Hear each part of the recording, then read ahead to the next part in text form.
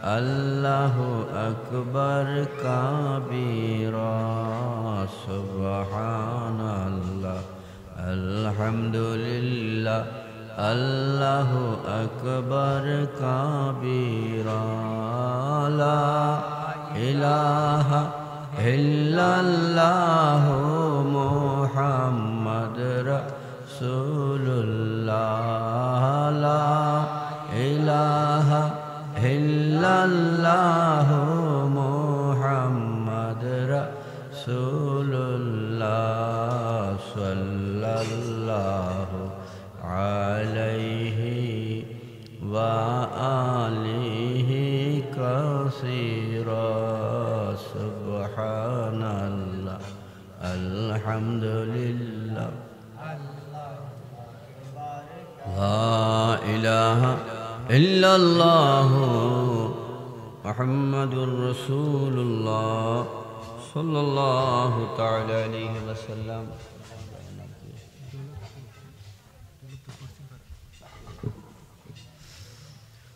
ঐতিহাসিক দৌলতপুর পশ্চিমপাড়া জনাব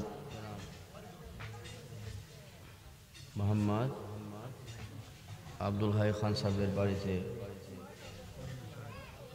আয়োজিত রহমতপূর্ণ বরকতপূর্ণ নুরানি ইমানি ফৈজানি জলসার সম্মানিত সভাপতি সাহেব, কাবিল এহতরাম উলামায়ে কেরাম, बिलखुसूस हज़रतुल अल्लाम मुफ्ती अली शाह नाज़री साहिब, जनाब अल्लामा शेखुल हदीस व तफसीर मुफ्ती अब्दुर रहमान रदवी हनाफी कादरी सह मोहतरम उलमाए कराम, श्रद्धाभाजन मुरब्बियाने किराम, जुबक आशिकाने मुस्तफ़ा, पर्दनशीन माँ बोल मासूम बाबाजिरा, अस्सलामु अलैकुम व रहमतुल्लाह।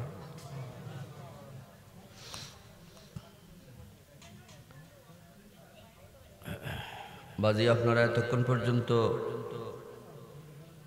মুহাক্কিক উলামায়ে কেরাম থেকে তাহকিকপূর্ণ আলোচনা শুনে এসেছেন। আমি পূর্বে আপনাদের খেদমতে ছোট্ট ছোট্ট কটা কথা বলবো। আল্লাহ যেন এর উসিলায় আপনাকে আমাকে কবর হাসরের ধরপাকড় থেকে মুক্তির ব্যবস্থা করে দেয়। সাথে সাথে আমার পূর্বে যিনিরা আলোচনা করেছেন, মাবুদ যেন ওই সমস্ত উলামায়ে কেরামের আলোচনাগুলোকে আমাদের আমলে নিয়ে আসার তৌফিক দান করে পড়ি আমিন।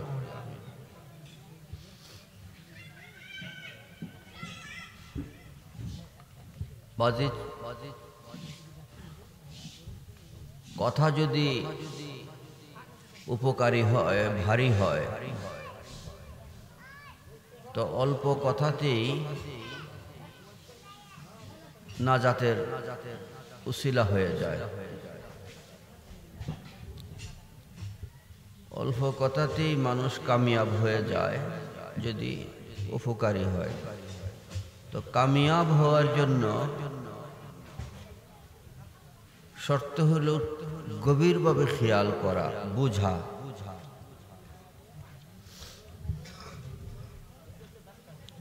আমাদের দেশে গান হয়, গান এমন একটা স্বর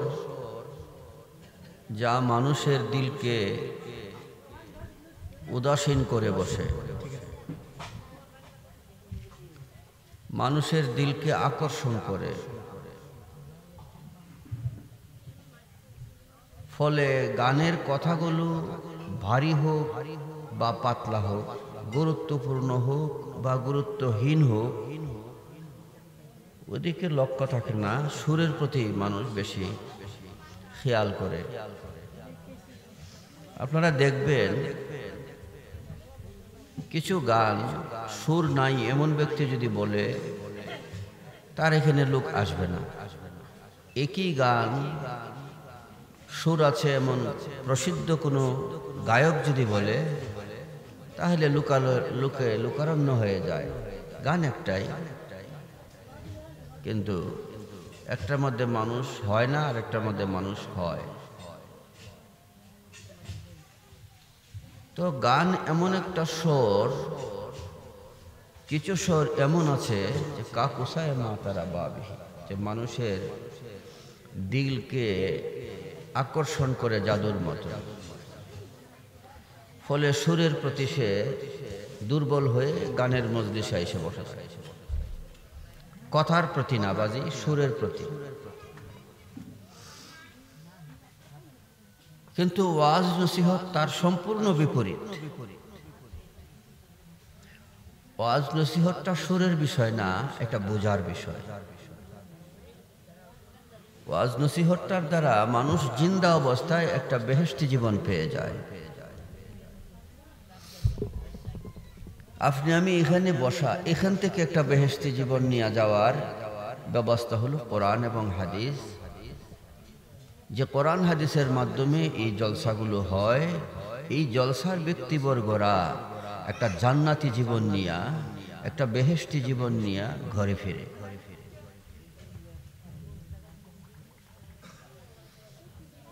নবী করিম রউফুর রহিম বুখারী শরীফের হাদিসে নবী পাকের ফরমান হলো, আল ইয়াউমা আমালুন লা হিসাবা ওয়া গাদান হিসাবুন লা আমালা। সার কথা হলো, নবীজি ফরমান, হে আমার উম্মতেরা, এই যে তোমরা যে দুনিয়াটায় আছো, এই জায়গাটাই হলো আখিরাতের পুঁজি অর্জনের জায়গা। এই জায়গাটাই হইল নাজাত পাওয়ার জন্য কিছু কামাই করার জায়গা। এই দুনিয়াটাই হলো মুক্তির জন্য কিছু সংগ্রহ করার জায়গা। ওয়াগাদান হিসাবু লা আমালা। আর যখন তুমি কবরে চলে যাবে, ওখানে হিসাব হবে, আমল করার জন্য কোনো সুযোগ দেওয়া হবে না। উদাহরণস্বরূপ বলছি, ধরেন ঘটনাক্রমে আমার ইন্তেকাল হলো, আমাকে কবরস্থ করা হলো, মুনকির নাকির আমাকে সওয়াল করলো, আমি জবাবে কিছুই বলতে পারি নাই।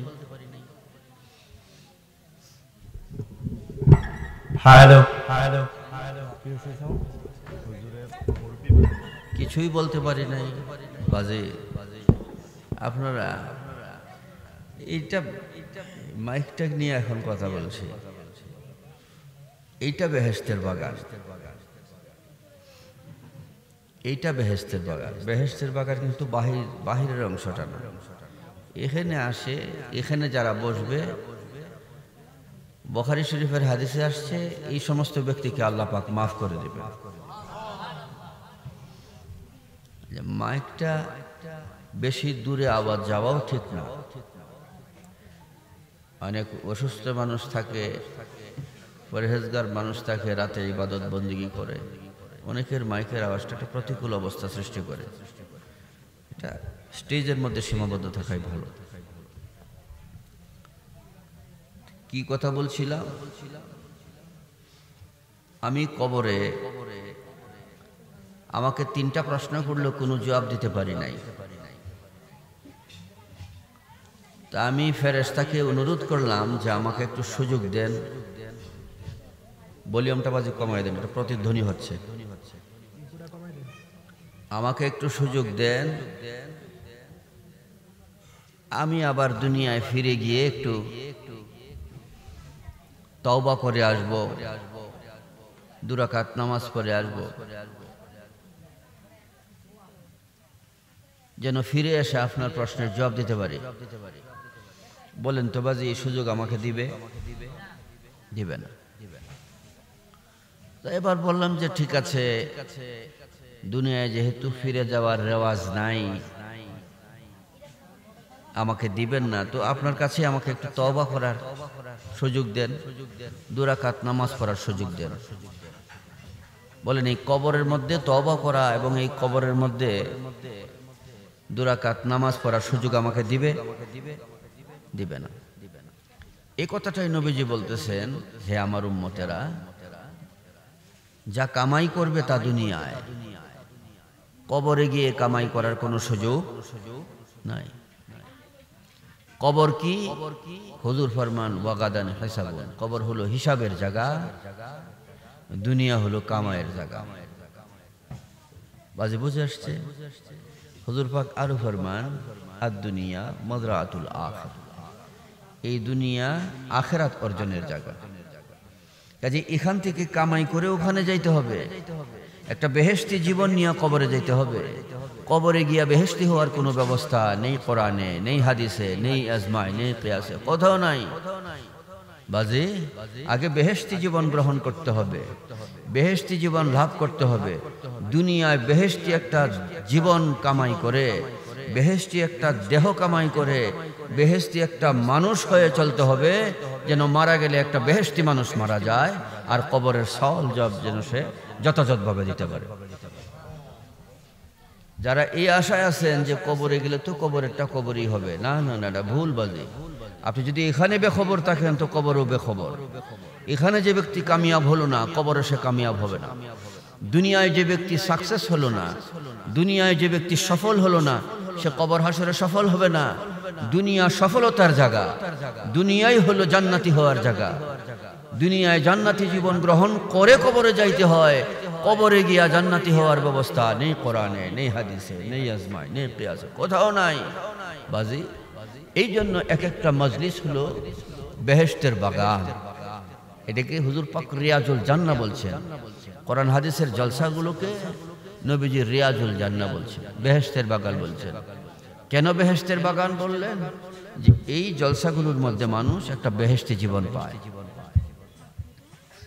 বেহেশতি জীবন পায়। এই জন্য এগুলোকে বেহেশতের বাগান বলা হয়। আল্লাহুম্মা সাল্লি ওয়া সাল্লিম আলা মুহাম্মাদ ওয়া আলিহি ওয়া সাহবিহি কামালিকা জামালিকা সিফাতিকা কুদরতিকা আজমাইন।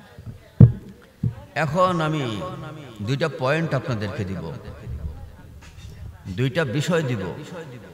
এই দুইটা বিষয়ের উপর যাদের আমল থাকবে, এই দুই কথার উপর যাদের আমল থাকবে, এখান থেকে জান্নাতি জীবন নিয়ে বিদায় হবে। শুধু জান্নাতি জীবন না, আল্লাহর ওলি হয়ে বিদায় হওয়া সম্ভব। শুধু জান্নাতি জীবন না বাজি, আল্লাহর ওলি হয়ে ফিরব। মা যারা আছেন আপনারা গভীরভাবে খেয়াল করবেন, আপনারাও আল্লাহর ওয়ালিয়া হয়ে যাবেন, বাজিরা ওলি হয়ে গড়ে ফিরবে। আল্লাহ পাক যেন আমাদের সকলকে কবুল করে পড়ে, আমিন। আমি যে আয়াতে কারিমা পড়েছি এর মধ্যে দুইটা কথা আছে। আল্লাহ ফরমান এই দুই জিনিস যার মধ্যে থাকবে, মাবুদ ফরমান ওই ব্যক্তির দুনিয়া আখেরাতে কোনো ভয় থাকবে না। দুনিয়া আখেরাতে ভয় থাকবে না, বরং আমি আল্লাহর ওলি হয়ে যাব। এই দুইটা জিনিস কি? আল্লাহ ফরমান আল্লাযীনা আমানু ওয়া কানু ইয়াত্তাকুন। একটা হলো ঈমান আর একটা হলো তাকওয়া, ইবাদত। একটা হলো মুহাব্বত আর একটা হলো ইবাদত। একটা কি বাজে? ঈমান বা মুহাব্বত, আর একটা হলো কি? ইবাদত। কোরআনে কারীমের প্রায় 63টা আয়াতে কারিমার সার অংশ আমি বলছি, সার অংশ আমি বলছি, কারণ হুজুর সাল্লাল্লাহু তাআলা আলাইহি ওয়াসাল্লাম ফরমান কুলুবি মাওকাইল হাল। হে আমার উম্মতেরা, অবস্থার প্রেক্ষিতে কথা বলা সুন্নত, অবস্থা দেখে কথা বলে। এই জন্য আমি সার কথাগুলো বলছি, লম্বা আলোচনায় আমি যাচ্ছি না। আল্লাহ কোরআন শরীফে ফরমান মুহাব্বত আর ইবাদত, এই দুই জিনিস যার মধ্যে থাকবে আমি আল্লাহর ওলি হয়ে যাব। মুহাব্বত কি? আল্লাহ রাসূলকে মুহাব্বত করা, আহলে বাইত সাহাবায়ে কেরামকে মুহাব্বত করা, বুজুর্গানে দ্বীনকে মুহাব্বত করা। এই হলো প্রথম। দ্বিতীয় কথা হলো ইবাদত, যাকে বলে তাকওয়া। কোরআনের ভাষায় যেটাকে বলা হয় কি? তাকওয়া। এই আল্লাহ রাসূলের মুহাব্বত যার মধ্যে থাকবে, আপনারা বলেন তো বাজি, আমি হাজার কথাকে এক কথায় বলছি, যে যাকে মহব্বত করে, যে যাকে মহব্বত করবে, যাকে মহব্বত করবে তার কখনো দুশ্মন হবে, তার কখনো বদনাম করবে, তার কখনো গীবত করবে?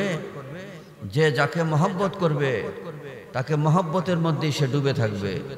যাকে মহব্বত করবে তার খারাপ কিছু তার নজরে পড়বে না, তাকে মহব্বতই করবে।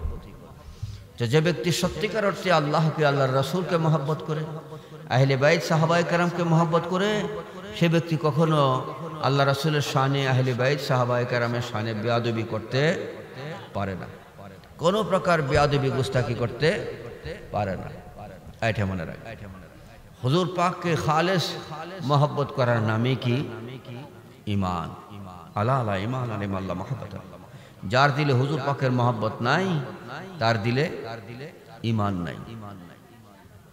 তো যে হুজুর পাককে মহব্বত করবে সে সূত্র অনুযায়ী আল্লাহকে মহব্বত করবে, আহলে বাইত সাহাবায়ে কেরাম এবং বুজুর্গানে দ্বীনকে মহব্বত করবে। হুজুর পাককে মহব্বত করলেই আহলে বাইতকে মহব্বত করবে, কারণ আহলে বাইত কোত্থেকে আসছে? নবীজি থেকে আসছে। হুজুর পাককে মহব্বত করলেই সাহাবায়ে কেরামকে মহব্বত করবে, কারণ সাহাবায়ে কেরাম কার মাধ্যমে হয়েছে? নবী পাকের মাধ্যমে হয়েছে। হুজুর পাককে মহব্বত করলেই বুজুর্গানে দ্বীনকে, আউলিয়া কেরামকে মহব্বত করবে। কেন? এই আউলিয়া কেরামের সম্পর্ক কার সাথে? নবী পাকের সাথে। নবীজির মাধ্যমে আউলিয়া কেরাম হয়েছে। এই জন্য এই গোটা পরিষদকে মহব্বত করার নাম আল্লাহ, আল্লাহর রাসূল, আহলে বাইত সাহাবায়ে কেরাম, বুজুর্গানে দ্বীন, তাদেরকে মহব্বত করার নাম ঈমান। এই মহব্বত, এই এক নম্বর বিষয় চলে গেল কি? মহব্বত। দুই নম্বর বিষয় হলো ইবাদত। এই ইবাদতের উপর আমি দুটা কথা বলছি, খেয়াল করবেন।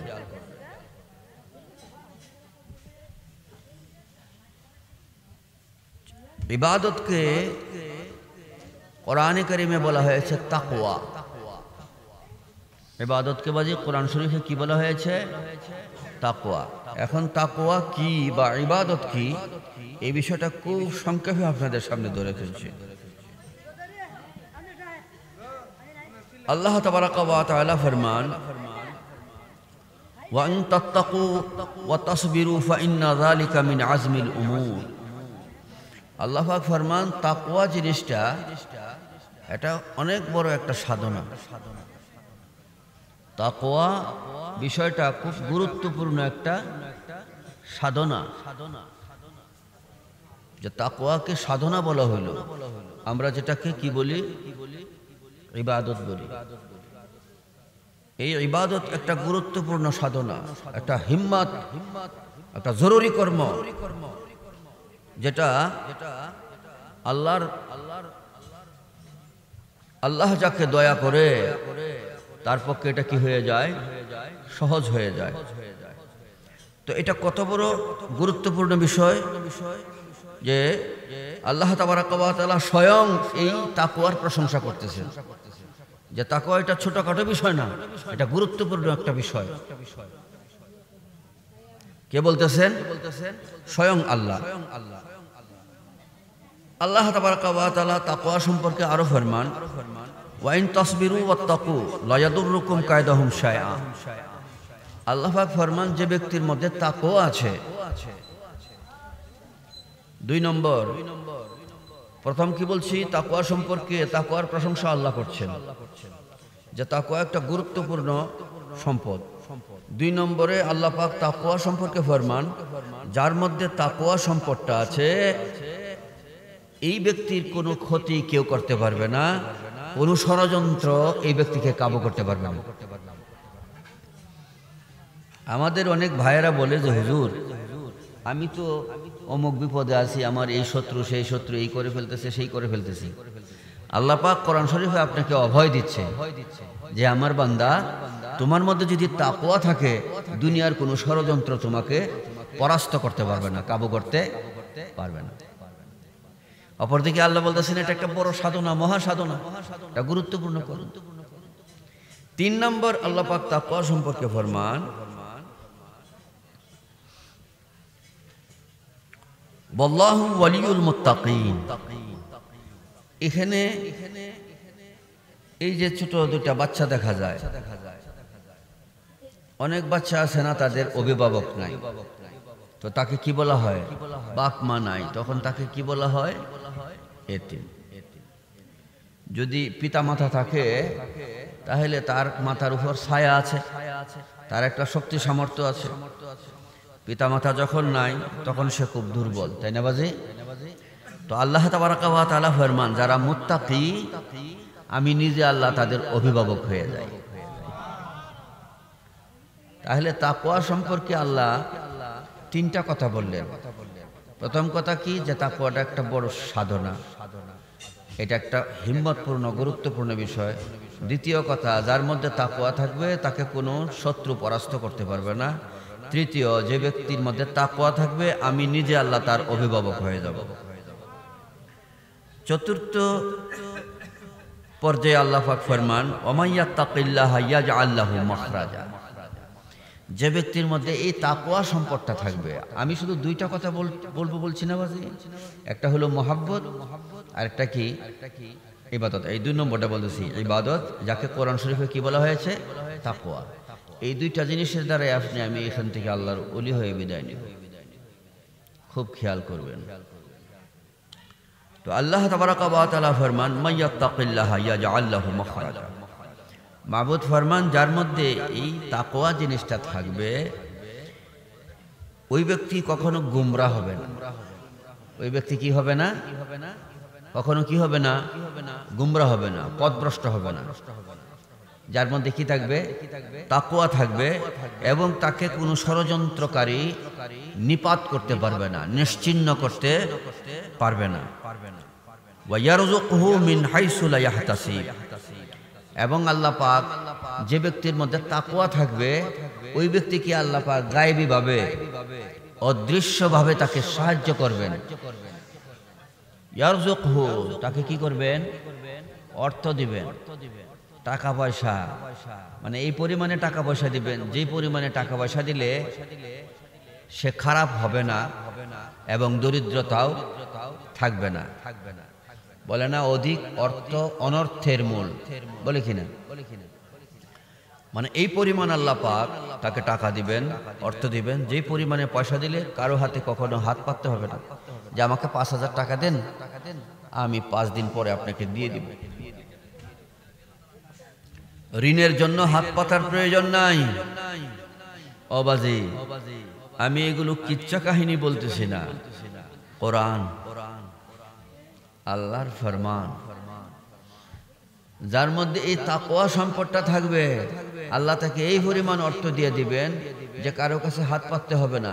সে ঈমানের জীবন নিয়া, বেলায়েতের জীবন নিয়া, ওলির জীবন নিয়া জিন্দেগি করবে, ঈমানের সাথে, ইজ্জতের সাথে সে আল্লাহর ওলি হয়ে কবরে যাবে।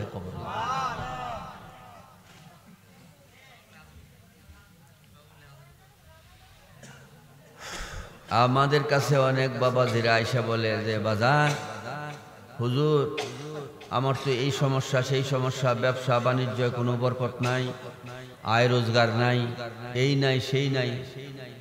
তো এটার প্রেসক্রিপশন আমি দেব কেন? আল্লাহ তো দিতেছেন এটার ব্যবস্থাপত্র। আল্লাহ বলছেন, তুমি মুত্তাকি হও, আমি তোমার প্রত্যক্ষ পরোক্ষ জাহিরি বাতিনি সকল চাহিদা আমি আল্লাহ পূরণ করে দিব। এটার জন্য কি করতে বলছেন আল্লাহ? কি হইতে বলছেন? তাকওয়া অবলম্বন করার জন্য, তাকওয়া কামাই করার জন্য বলছেন।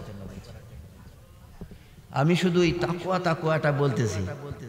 এ তাকওয়া কাকে বলে সংক্ষেপে আমি শেষে আপনাদেরকে তুলে দিব হাতে, সহজ করে।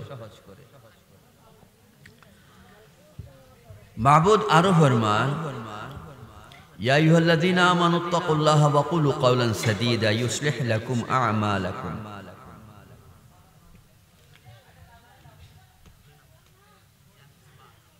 এই যে আমরা ইবাদত বন্দেগী করি, আমরা যে বন্দেগী করি, এটা কতটুকু সঠিক হয় এটার কোনো গ্যারেন্টি কার্ড আমাদের কাছে আছে? ভুল ভ্রান্তি আছে না বাজি? যে ব্যক্তির মধ্যে তাকওয়া আছে, তাকওয়া সম্পদটা থাকার কারণে আল্লাহ পাক ফরমান, বান্দারে তোমার মধ্যে যেহেতু তাকওয়া আছে, তোমার ভুল ত্রুটি যাই হইছে এগুলো আমি মাফ করে দিয়ে তোমার ইবাদত আমি কবুল করে নিলাম।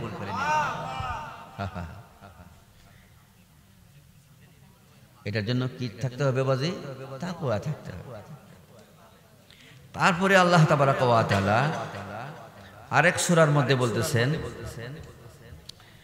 ওয়ায়াগফির লাকুম যুনুবাকুম, যে তাকওয়া সম্পদটা যার মধ্যে আছে এই ব্যক্তির মধ্যে যদি ঘটনাক্রমে কোনো গুনাহ হয়ে যায়, কোনো অপরাধ হয়ে যায়, পাপ হয়ে যায়, এই তাকওয়ার কারণ সম্পর্কে বলছি।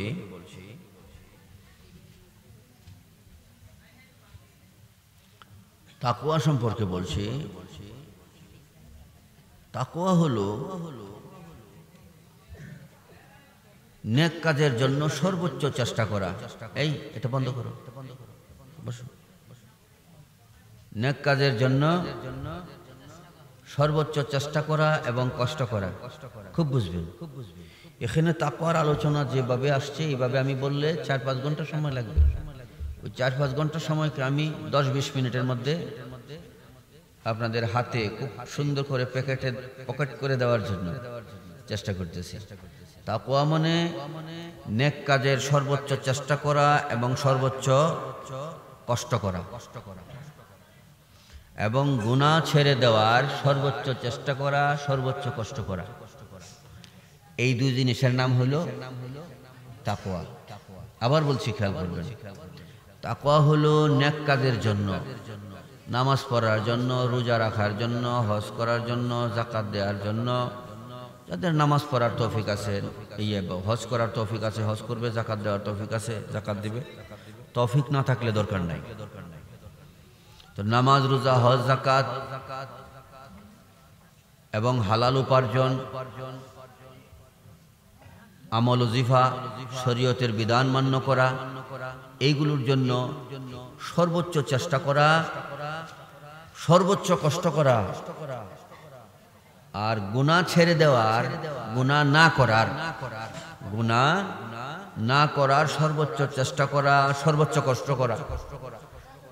চুরি না করা, ডাকাতি, চুরি ডাকাতি, মিথ্যা, গীবত, অন্যের হক নষ্ট করা, ব্যভিচার করা, চোখকে নিয়ন্ত্রণ করা, হেফাজত করা, এই সমস্ত বিষয়াদি, সুদ ঘুষ থেকে শুরু করে, মিথ্যা থেকে শুরু করে এই সমস্ত গুনাহের কাজ ছেড়ে দেওয়ার সর্বোচ্চ কষ্ট, সর্বোচ্চ চেষ্টা। এদিকে নেক কাজ করার সর্বোচ্চ কষ্ট, সর্বোচ্চ চেষ্টা। কয়টা হলো? দুইটা।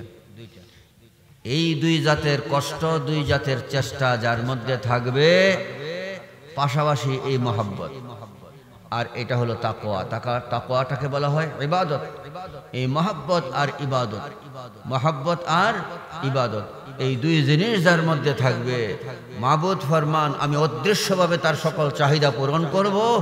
আরো ফরমান লা খাউফুন আলাইহিম ওয়ালা হুম ইয়াহজানুন, দুনিয়া আখিরাতে বিলখুসুস কবরে হাসরে তার কোনো ভয় দুশ্চিন্তা থাকবে না। আল্লাহ ফরমান আলা ইন্না আউলিয়া আল্লাহ, এরা আমার ওলি হয়ে জিন্দেগি করবে, আমার ওলি হয়ে যাবে, ওলি হয়ে জিন্দেগি করবে, ওলি হয়ে কবর যাবে, কবর বেহেশতের বাগান।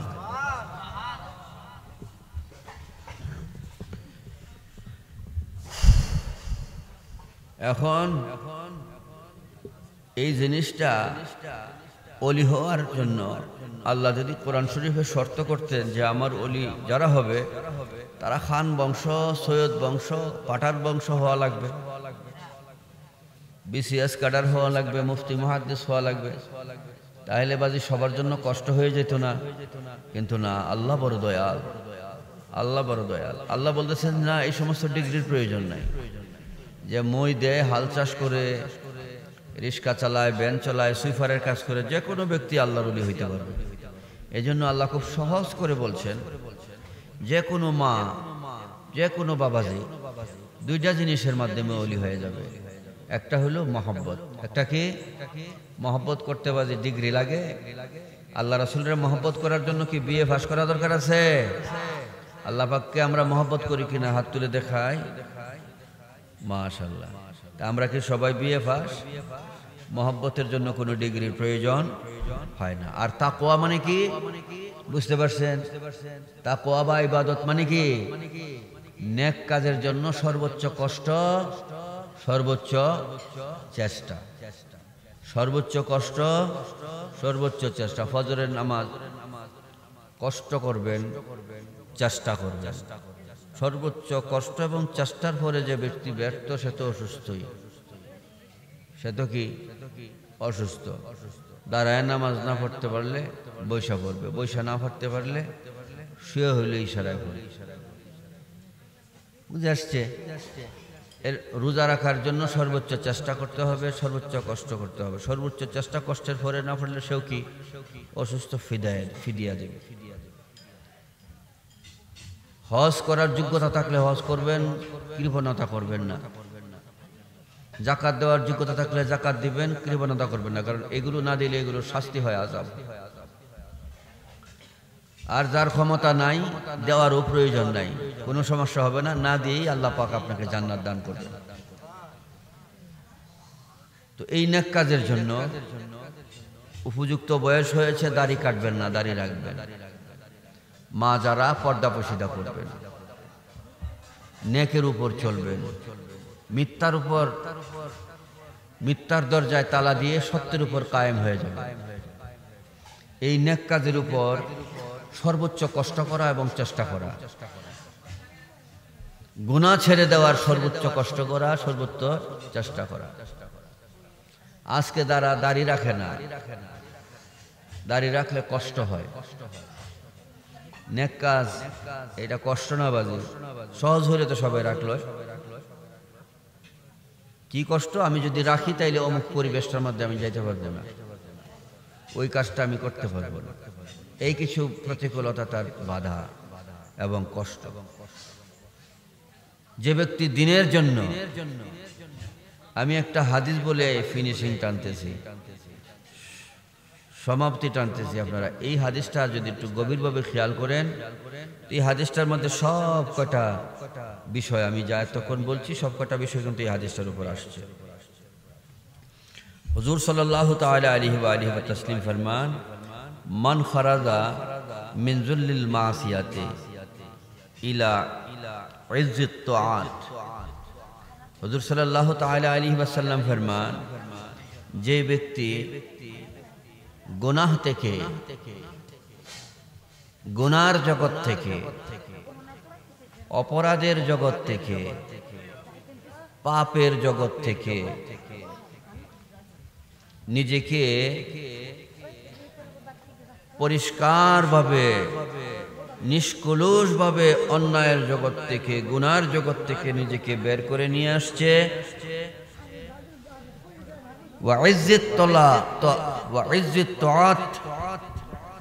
এবং নেক কাজের জন্য নিজেকে মশগুল করে দিয়েছে, ডুবিয়ে দিয়েছে।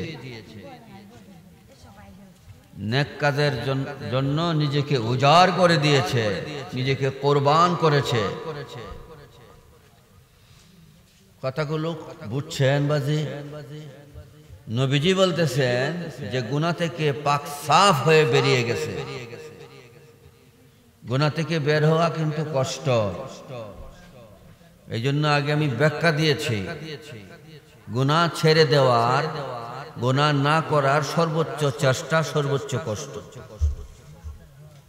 এই সর্বোচ্চ চেষ্টা এবং কষ্ট করে যে ব্যক্তি গুনাহ থেকে পবিত্র হয়ে বের হয়ে গেল,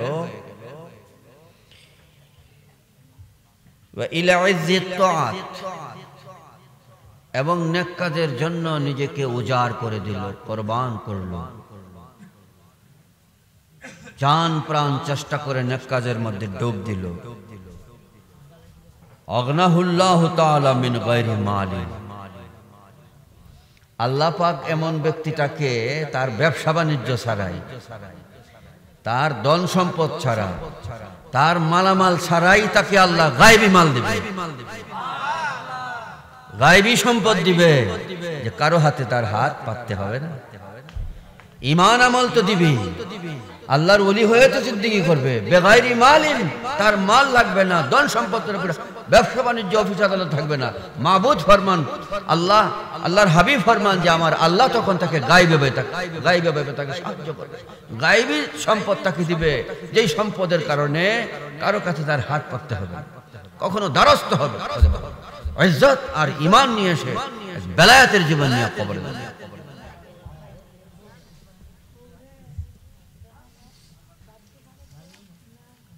হাদিস শেষ হয়নি, হুজুর আরো ফরমান ওয়াইয়াদাহু মিন গায়রি জুন,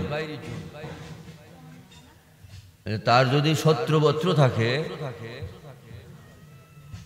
কোন ব্যক্তির যদি শত্রু থাকে তো তার জুনুদ থাকে, জুনুদ মানে সৈন্য সামন্ত তাকে সেফ করে, আর্মি, পুলিশ, বেডিয়ার, র্যাব এগুলো তাকে কি করে, তাকে নিরাপত্তা দেয়। তো হুজুর ফরমান এই আর্মি, র্যাব, বেডিয়ার এগুলোর জনদুন মানে সৈন্য সামন্ত। তো হুজুর করিম রউফুর রহিম ফরমান যে ব্যক্তি এই তাকওয়ার উপর কায়েম থাকবে, তার হাজারো শত্রু থাকবে যেগুলো জুনুদ দিয়ে, সৈন্য সামন্ত দিয়েও রক্ষা করা সম্ভব না, ওইগুলো আল্লাহর পক্ষ থেকে তাকে নিরাপত্তা দেওয়া হবে। হাজারো নিরাপত্তা বাহিনী কি করবে, রবের পক্ষ থেকে সে নিরাপত্তা পাবে। সুবহানাল্লাহ।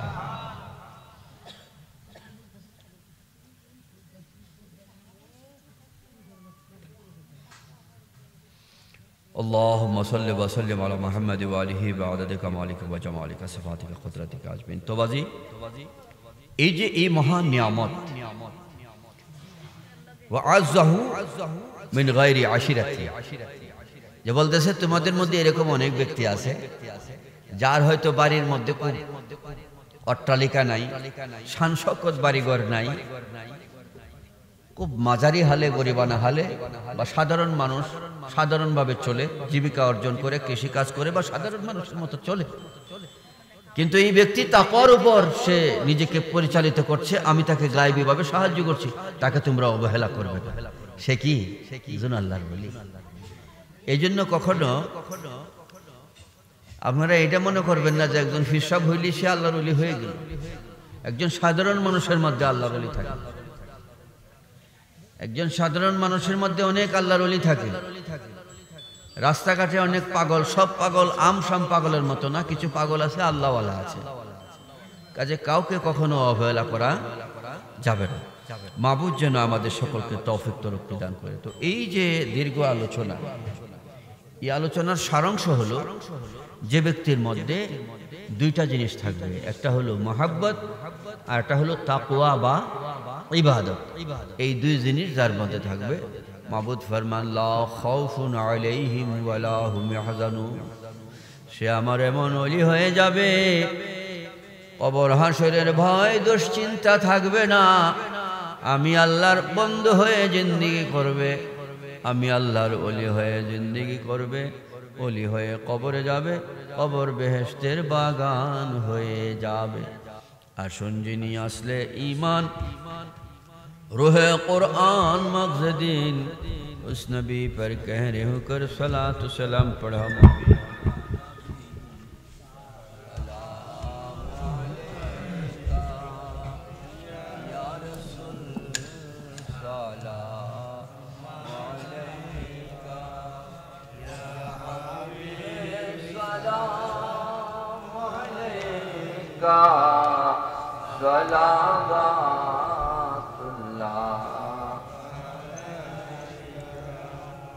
इस्लाम की तशरीफ मदीना, ईमान की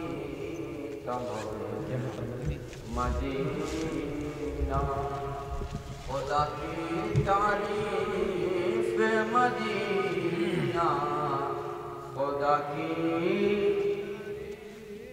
मदीना, ईमान की तनवीर मदीना, या नबी सलाम अलैका, या रसूल सलाम अलैका।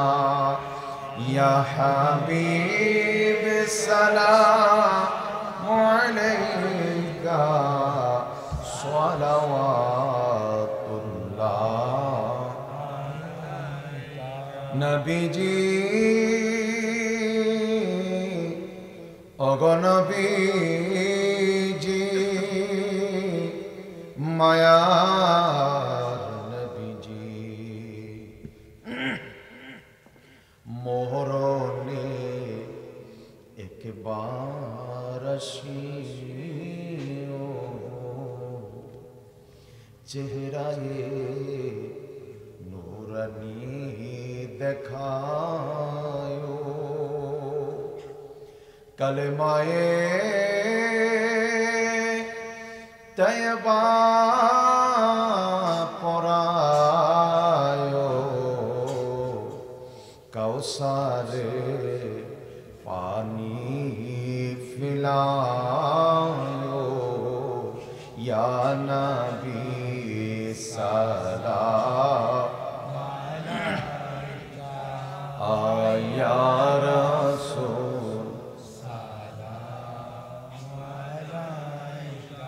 ইয়া হাবিব সালাম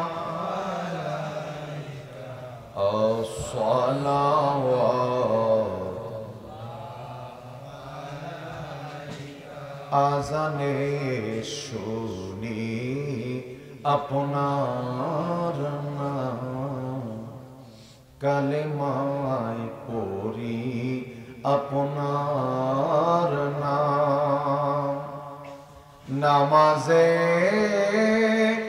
আপনাকে সালাম আপনি যে নূরে মুজাসসাম ইয়া নবী সালাম আলাইকা আহা ইয়া রাসূল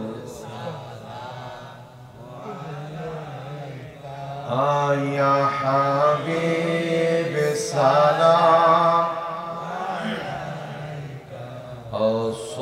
الصلوات मुस्तफा जाने रहमत पे लाखो सलाम शम्ए बज़ में हिदायत पे लाखो सलाम डालो दे क़ल्ब में अज़मत मुस्तफा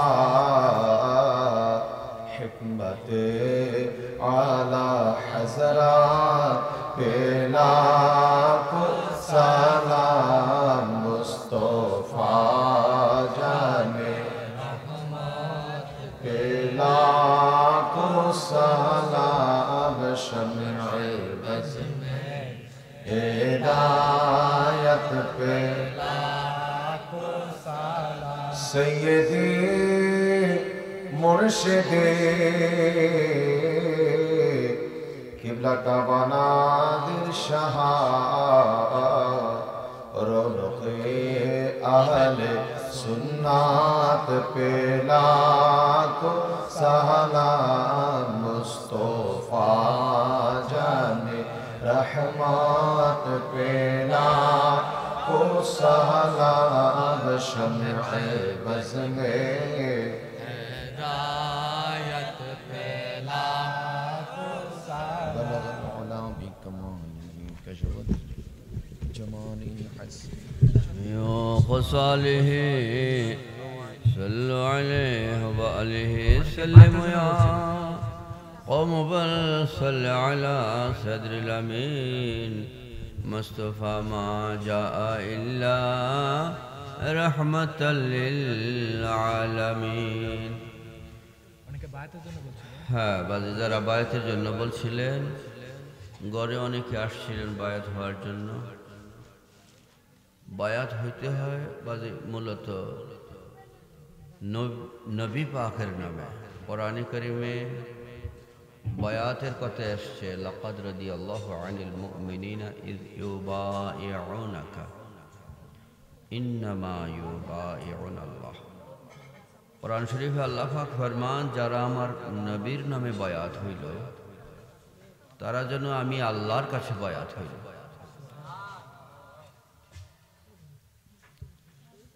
বায়াত ফির ফকিরের নামে না, বায়াত হইতে হবে দয়াল নবীজির নামে। এই জন্য ইউবাইউনা এরপরে জমির আসছে কাফ। এই কাফ জমিরের দ্বারা আল্লাহ বলতেছেন যে বায়াত একজনের নামেই হবে, তিনি হলো নবী মুহাম্মদুর রাসূলুল্লাহ। এই জন্য এটাকে বলা হয় বায়াতে রাসূল। পীর সাহেব হলেন উসিলা। পীরের উসিলায় নবী পাকের কাছে বায়াতের একটা ছোট্ট উপকারিতা আমি সহজভাবে আপনাদেরকে বোঝাচ্ছি। কোন স্কুলের হেডমাস্টারের কাছে, মাদ্রাসার প্রিন্সিপালের কাছে ছাত্র ভর্তি করাবার সময় অনেক গার্জিয়ান বলে যে, হুজুর আমি এই ছাত্রটা আপনার কাছে, আপনার সফর্দ করলাম আপনার কাছে, এর ভালো মন্দ মানুষ করার দায়িত্ব আপনার হাতে আমি ন্যস্ত করলাম, বলে কিনা? এর দ্বারা প্রিন্সিপালের উপর একটা জিম্মাদারি দায়িত্ব এসে যায় যে এটাকে কিভাবে গড়ে তোলা। আর গার্জিয়ানও, সন্তানের পিতামাতা ওই কথার বলার উদ্দেশ্য হইল যেন ওই প্রিন্সিপাল তাকে ভালো মন্দে কি করে দেখে সাহায্য সহযোগিতা করে, এটা উদ্দেশ্য না বাজে। আল্লাহ বড় দয়াল। আল্লাহই তো মানুষকে মৃত্যু নিজেই দিতে পারে। আজরাইল আলাইহিস সালামকে এখানে কি দরকার? মিকাইল, জিব্রাইল, ইসরাফিল, আজরাইল, এই সমস্ত ফেরেশতারা তাদের যে ডিউটি, এগুলো কি আল্লাহ পারে না? তো তারা তাদেরকে কেন দিলেন? এগুলো বাজি বোঝার জন্য খুব বেশি মাথা ব্যয় করা লাগে না। এগুলো সব কটা আল্লাহ পাকের শান, আল্লাহ পাকের আজমতের বিষয়। তো কবরে হাসরে মুক্তি আল্লাহ দিতে পারে না? তো এই বায়াতের মাধ্যমে নবীজিকে এখানে সেট করলেন কেন? আচ্ছা বাজি, মানুষ কে বেহেশতি কে দুজকি আল্লাহ জানে না, তো মিজান কেন হাসরের দিন আল্লাহ পাক সেট করবেন, ফিট করবেন? মিজান হিসাব নিকাশ করার জন্য। আল্লাহ তো মানুষ সৃষ্টির আগেই জানে কে বেহেশতে কে দুজকে যায়। এই প্রত্যেকটা রহস্যই হলো আল্লাহ এবং তার হাবিবের শান প্রকাশ এবং বিকাশের একটা মাধ্যম। আল্লাহ নিজেই বান্দাকে সেভ করতে পারে, তদুপরি আল্লাহ পাক তার বান্দাকে নবীর কাছে বায়াতের কথা বলছেন। কোরআন শরীফে উৎসাহিত করছেন যে যারা আমার নবীর নামে বায়াত হইল তারা তো আমি আল্লাহর কাছেই বায়াত হইল। মাবুদ আরো ফরমান, ফাসায়ুতিহি আজরান আজিমা, আমি যারা বায়াত হইছে আমার নবীর কাছে আমি তাদেরকে মহা পুরস্কার দান করব। তো নবীজির কাছে বায়াত হওয়ার পরে পুরস্কারটা কি হবে? দেখেন, আমরা এখানে এখন একসাথে বসা, একটু পরে আমরা সবাই ভিন্ন ভিন্ন আলাদা হয়ে যাব, পৃথক পৃথক হয়ে যাব। কেউ কারো সাথী আর থাকবে না। ঘরে গেলে সাথী থাকবে, মা বাপ থাকবে, ছেলে সন্তান থাকবে, বউজি থাকবে। কিন্তু আরেকটা সময় সামনে আসবে যখন 3.5 হাত কবরে রাখা হবে, তখন আর কেউ সাথে থাকবে না, একাই তখন যেতে হবে। ওই যে একা একটা টাইম, মানুষের বেশ কটা মঞ্জিল আছে, নাজাতের বেশ কটা ঘাঁটি আছে। তোর মধ্যে প্রথম ঘাঁটি, প্রথম মঞ্জিল হলো কি? কবর। যে কবরের ঘাঁটিটা যদি মানুষ কামিয়াব হয়ে যেতে পারে, বাকি যে কটা ঘাঁটি আছে এটা তার জন্য কি হয়ে যাবে? সহজ হয়ে যাবে। যে বাজি বুঝতে পারছে। ফার্স্ট ঘাঁটি হলো কি? কবর। এখানে বান্দা একাই যাবে।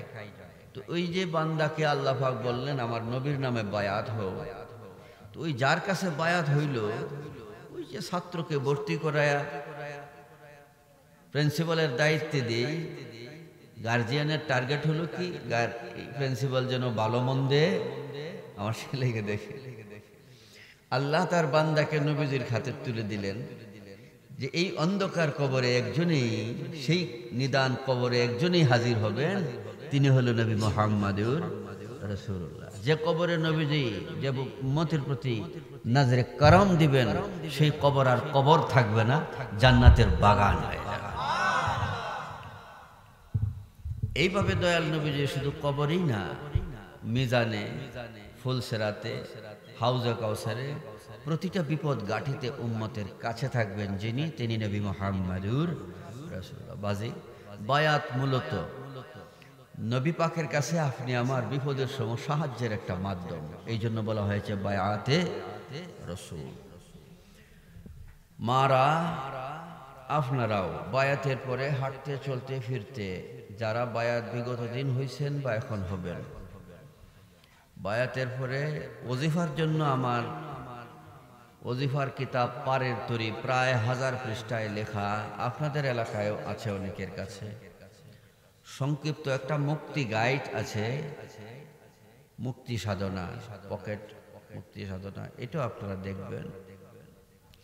এই দুইটা বই যারা পড়তে পারবেন না তাদের জন্য সংক্ষিপ্তভাবে বলছি, এতক্ষণ যে আলোচনাগুলো করলাম, এই নেক কাজ করার জন্য সর্বোচ্চ চেষ্টা করব, কষ্ট করব, আর গুনাহ না করার সর্বোচ্চ চেষ্টা এবং কষ্ট করব। পাশাপাশি হাঁটতে চলতে ফিরতে পাকে না পাকে সর্বদা জিকির করব লা ইলাহা ইল্লাল্লাহু লা ইলাহা ইল্লাল্লাহু লা ইলাহা ইল্লাল্লাহ। এই জিকির সবসময় অজু থাকুক অজু না থাকুক সর্বাবস্থায় জিকির করা যাবে, কারণ জিকিরটা হইল একটা অস্ত্র। এই অস্ত্র পবিত্র অবস্থায়ও রাখা যাবে, অপবিত্র অবস্থায়ও রাখা যাবে, কারণ শত্রু অজু বেঅজু, অজু থাকা অবস্থায়ও শত্রুতামি করে, অজু নাই এমত অবস্থায়ও শত্রুতামি করে। বিশেষ করে ওয়াসওয়াসা দে মিনাল জিন্নাতি ওয়ান নাস, যে ওয়াসওয়াসা দে শয়তান মানুষের অন্তরে, এই শয়তান, যে শয়তান মানুষের দিলে ওয়াসওয়াসা দেয়, এই ওয়াসওয়াসা দানকারী খান্নাস, এর থেকে মানুষ যেন পবিত্র থাকে, বেঁচে থাকে, এই জন্য জিকির খুব জরুরি। হুজুর করিম রউফুর রহিম ফরমান ইযা যাকারাল্লাহ খানাসা ওয়া ইযা গাফালা ওয়াসওয়াসা। যখন ব্যক্তিটা আল্লাহ আল্লাহ জিকির করবে তখন এই খান্নাস, এই যে ওয়াসওয়াসা দানকারী শয়তান, সে দূরে চলে যায়। আর যখন জিকির করে না, জিকির বন্ধ রাখে, তখনই তাকে অ্যারেস্ট করে ফেলে, তখন তার মনের মধ্যে গুনাহের চিন্তা ভাবনা প্রবৃত্তি ইত্যাদি তার মধ্যে সৃষ্টি করে। এই জন্য দেখবেন যে নামাজি ব্যক্তিও যখন নামাজ পড়ে তখনও কিন্তু কি দেয়, ওয়াসওয়াসা দেয়। এটা এমন এক দুষ্ট যে পবিত্র অবস্থায় ওয়াসওয়াসা দেয়, অপবিত্র অবস্থায়ও কি দেয়, ওয়াসওয়াসা দেয়। এই জন্য হুজুর ফরমান পাকে না পাকে সর্বাবস্থায় জিকির করো লা ইলাহা ইল্লাল্লাহ। নবীজি আরো ফরমান, একটা শুকনা গাছে জাকি দিলে গাছের শুকনা পাতাগুলো যেমনি ঝরে ঝরে পড়ে, লা ইলাহা ইল্লাল্লাহ জিকির যে ব্যক্তি জারি রাখবে তার গুনাহ যদি হয়েও যায় শুকনা পাতার মতো গুনাহগুলো ঝরে পড়বে, গুনাহ আর থাকবে না। অপরদিকে হযরতে হুজুর করিম রউফুর রহিম যখন মেরাজে গিয়েছেন, দেখতেছেন কিছু ফেরেশতা স্বর্ণের ইট আর রূপার ইট দিয়া বড় বড় ইমারত, বড় বড় প্রাসাদ তৈরি করতেছে। একটা স্বর্ণের ইট আর একটা রূপার ইট, আর মেশক আম্বর হলো গাঁথনি, এই যে মশলা দেয় না সিমেন্ট বালু, আর ওখানকার সিমেন্ট বালু কি মেশক আম্বর। এগুলো দিয়ে গাঁথনি দিতেছে, কাজ করতেছে। হঠাৎ করে ফেরেশতাদের কাজ বন্ধ। নবীজি জিজ্ঞাসা করলেন, আপনাদের কাজ বন্ধ কেন? ফেরেশতারা জবাব দিল, হে আল্লাহর নবী, দুনিয়ায় যে সমস্ত আপনার উম্মতেরা লা ইলাহা ইল্লাল্লাহ জিকির করে, তখন ওই জিকিরের ফায়াজ বরকতের দ্বারাই তার নামে আমরা এই ইমারতগুলো গড়তে থাকি এবং একটার পর একটা গাঁথনি দিতে থাকি। যখনই আপনার উম্মত তার জিকিরটা বন্ধ করে দেয়, তখন আমাদের কর্মটা বন্ধ হয়ে যায়। অর্থাৎ আপনার উম্মত যখন জিকির করে, এই জিকিরের বরকতে আমরা কাজ করি। যখন জিকির বন্ধ করে দেয়, তখন আমাদের কর্মটা বন্ধ হয়ে যায়। এই জন্য আপনি দুনিয়ায় বসে বসে জিকির করবেন, আপনার জন্য জান্নাতি মহল তৈরি হইতে থাকবে। কবর আপনার জন্য বেহেশতের বাগান হইতে থাকবে। লা ইলাহা ইল্লাল্লাহর ফজিলতের উপর প্রায় 400 ফরমান আছে হাদিস শরীফে। উলামায়ে কেরাম কটা বলবে? এই জন্য সংক্ষিপ্ত কথা হলো এটা, যে হাঁটতে চলতে ফিরতে পাকে না পাকে সর্বাবস্থায় জিকির করব লা ইলাহা, আর যখন শুয়ে পড়ব কমপক্ষে একবার পরে নিব লা ইলাহা ইল্লাল্লাহু মুহাম্মাদুর রাসূলুল্লাহ সাল্লাল্লাহু তাআলা আলাইহি। এই কলমা শরীফটা যখন শোয়ার সময় পরে নিব, নিয়মিত এই কর্মটা যে ব্যক্তি করবে, শহীদগণের সাথে হাসর হবে, বিনা হিসাবে জান্নাত লাভ করবে। এই আমলগুলো করার জন্য খুব বেশি কিছু প্রয়োজন নাই, এই কটা কথা মনে রাখলে এগুলো সম্ভব। এতক্ষণ যা বললাম এর এক কথায় জবাব মহব্বত, ইবাদত। হাঁটতে চলতে জিকির, শোয়ার সময় কলমা শরীফ লা ইলাহা ইল্লাল্লাহু মুহাম্মাদুর রাসূলুল্লাহ। 4টা কথা এতক্ষণ যা বললাম, এই সব কটার সারাংশ কটা কথা বলছি? মহব্বত, ইবাদত, হাঁটতে চলতে জিকির, শোয়ার সময় কলমা শরীফ। এই বিষয়টা যার মধ্যে থাকবে, আল্লাহ শহীদ গুণের সঙ্গে বিনা হিসেবে জান্নাতে যাওয়ার ব্যবস্থা করে দেবেন। মাহবুবজন আমাদের খবর। তো যারা বায়াতের জন্য বলছিলেন, বায়াতের পরেই কথাগুলো খেয়াল রাখেন এবং আমলে রাখবেন। মারা যারা বলছিলেন, আপনারা আমার সঙ্গে বায়াতের কালামগুলো পড়ে নবী পাকের নামে বায়াত। বাবাজিদের মধ্যে যারা বলছিলেন, আমার সঙ্গে বায়াতের কালামগুলো পড়ে নবীজির নামে বায়াত হয়ে যাবে। বায়াত, সাহাবায়ে কেরাম যখন বায়াত হইতেন তখন বলতেন ওয়াসাতনা ইয়াদুনা, আমরা আমাদের হাত, নবীজি যখন বায়াত করাইতেন এভাবে আমাদের হাত বাড়ায় দিতেন। আমরা এভাবে হাত বাড়িয়ে বায়াতও হইতাম, পাশাপাশি তওবা করতাম, কারণ বায়াতের মধ্যে তওবা আছে। এই জন্য বায়াতের পাশাপাশি তওবার নিয়ত করবেন। হুজুর করিম রউফুর রহিম ফরমান, আত-তাইবু কামান লা যামবা লাহু, যে সত্যিকার অর্থে যে ব্যক্তি তওবা করবে সে একদম মাসুম বাচ্চার মতো নিষ্পাপ হয়ে যাবে। ঠিক আছে, তওবাও করব। যারা আগে বায়াত হয়েছেন তারা তওবার নিয়ত করবেন, আর যারা বায়াতের নিয়ত করবেন তারা তওবা এবং বায়াত দুটোরই নিয়ত করে ফেলবেন। এইভাবে আমার সাথে পড়েন। এইভাবে বায়াত হওয়াটা সুন্নতে সাহাবায়ে কেরামের বায়াত হয়েছে। পড়ুন আউযু বিল্লাহি মিনাশ শাইতানির রাজীম, বিসমিল্লাহির রহমানির রহিম। বলুন, আমি ঈমান গ্রহণ করতেছি মহান আল্লাহ পাকের উপর, দয়াল নবীজির উপর, কোরআন ও হাদিস শরীফের উপর, কোরআন ও হাদিস শরীফের মর্মাদির উপর।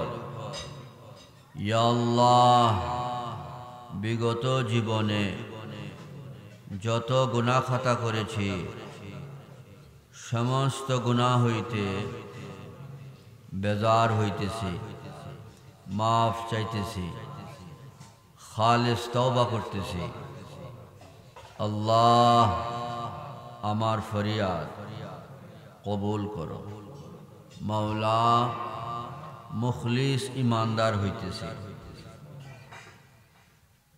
জান্নাতি জীবন লাভ করতেছি, বেহেশতি জীবন লাভ করতেছি, কালমায়ে তাইয়্যিবা ও বায়াতে রাসূলের দ্বারা লা ইলাহা ইল্লাল্লাহ মুহাম্মাদুর রাসূলুল্লাহ সাল্লাল্লাহু আলাইহি ওয়াসাল্লাম মাওলা বায়াত হইতেছে নূরে খুদা মুহাম্মদ মুস্তাফা সাল্লাল্লাহু আলাইহি ওয়াসাল্লামার কাছে রদবি হানাফির উসিলায় আল্লাহ কবুল করো।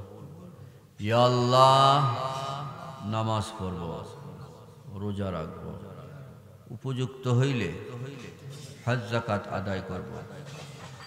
মাবুদ শরীয়তের বিধান সাধ্যমতো পালন করার তৌফিক দান করো।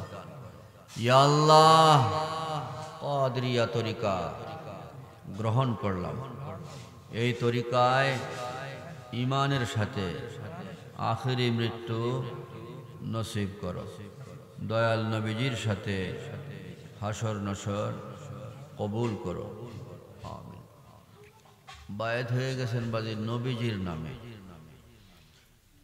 দয়াল নবীজির কাছে। তিনি সে মহান বিগত দিন কেউ ছিল না, আগত দিন কেউ আসবে না। আল্লাহ পাক যেন এই বায়াতের উপর কায়েম থেকে আমাদেরকে কবরস্থ হওয়ার তৌফিক দান করি। আমিন। হ্যাঁ, আখিরি কিছু বলবো?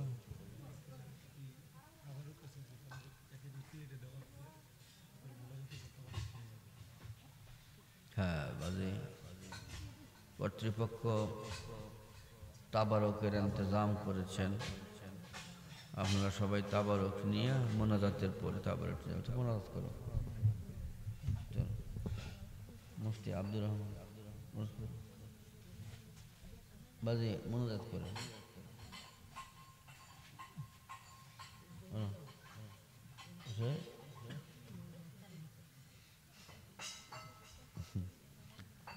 তো বাজে 3 বার সূরা ফাতিহা পড়েন, 3 বার সূরা ইখলাস, 3 বার দরুদ শরীফ।